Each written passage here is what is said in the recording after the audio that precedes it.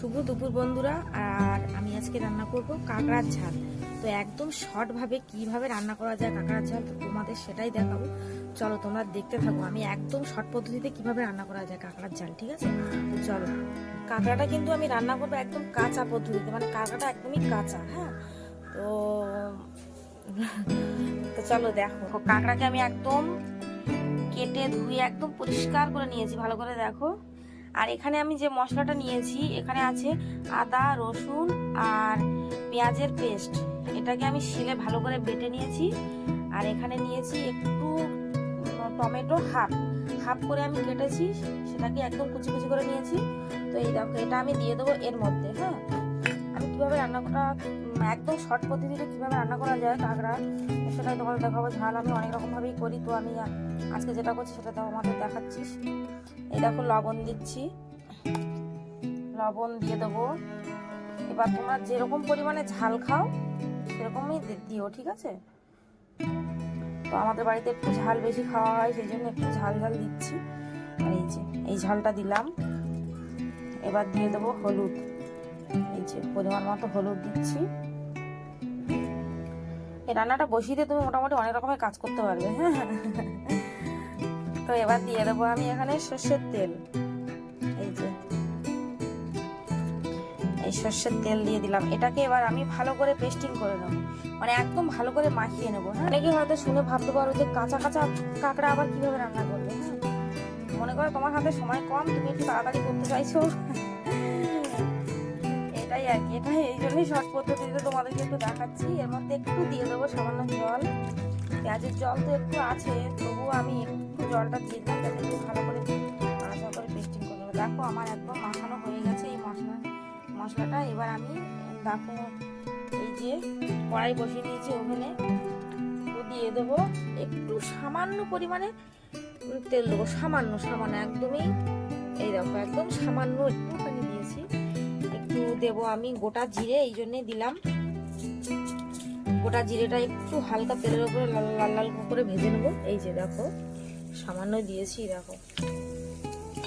আর একটু তেজপাতা আর সামান্য হাফ দিলেও হবে। এখানে দিয়ে দিয়েছি শুকনো ঝালে, দেখো হাফ দিয়েছি আমি, বেশি দিইনি।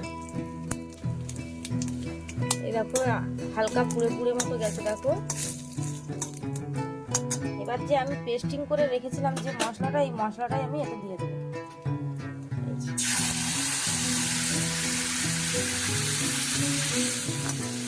এবার এর মধ্যেই আমি এই যে কাঁকড়াগুলো আমি কেটেছি এগুলোই দিয়ে দেবো। এই যে দিয়ে দিলাম। এটা আমি জাস্ট একটু মাখিয়ে নিচ্ছি, বেশি কিছু করবো না, একটু মাখিয়ে নিচ্ছি। আর এই যে বাটিতে যে মশলা ধোয়া যে জলটা আছে, যেহেতু কাঁকড়াটা সেদ্ধ হতে তো একটু জল লাগবেই অবশ্যই, তো এই জন্য আমি এই যে মশলা ধোয়া জলটা দিয়ে দিলাম। দেখো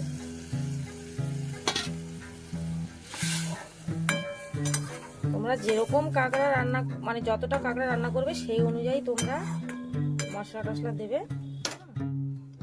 তো আমি এখানে নিয়েছিলাম 500 গ্রাম কাঁকড়া আছে। এই যে আর একটু জল দিয়ে দিলাম একটু, ঠিক আছে? এই দেখো আমি ঢেকে দিচ্ছি, এই যে। আর এটা কিন্তু তোমরা একদম লো জালে দিয়ে দেবে। হ্যাঁ, এই দেখো আমি একদম লো জালে দিয়ে দিলাম। তো চলো এবার ফিরে আসছি কিছুক্ষণ পরে। হ্যাঁ, তো চলো এবার আমি ঢাকাটা খুলে দেখবো। তোমরা হয়তো অনেকেই ভাবছো যে কাঁচা কাঁচা কাঁকড়া, কাঁচা কাঁচা মশলা দিয়ে আমি কিভাবে রান্না করেছি, কেমন লাগবে দেখতে, কেমন কালার হবে। তো চলো, এই দেখো ফাইনালি কেমন কালার চলে এসেছে, দেখতে পাচ্ছ? একদম কাঁচা কাঁচা বসিয়েছিলাম, এই দেখো।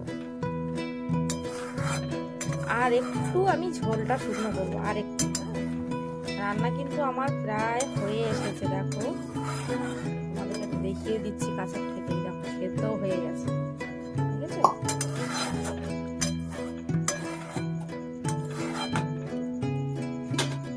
দেখো কালারটা দেখো, তোমাদের একদম কাছের থেকে দেখাচ্ছি, দূরের থেকেও দেখাচ্ছি। তো দেখো আমার রান্না কিন্তু কমপ্লিট হয়ে গেছে। একটু ঝোলটা হালকা শুকনো শুকনো হয়ে গেছে, কারণ ঝাল রান্না করেছি তো কাঁকড়ার, ওই জন্যই আমি ঝোলটা একটু শুকনো শুকনো করছি। বেশি ঝোল রাখলে কিন্তু ভালো লাগবে না খেতে। আর আমি এই যে গরম মশলা দিয়ে দিচ্ছি,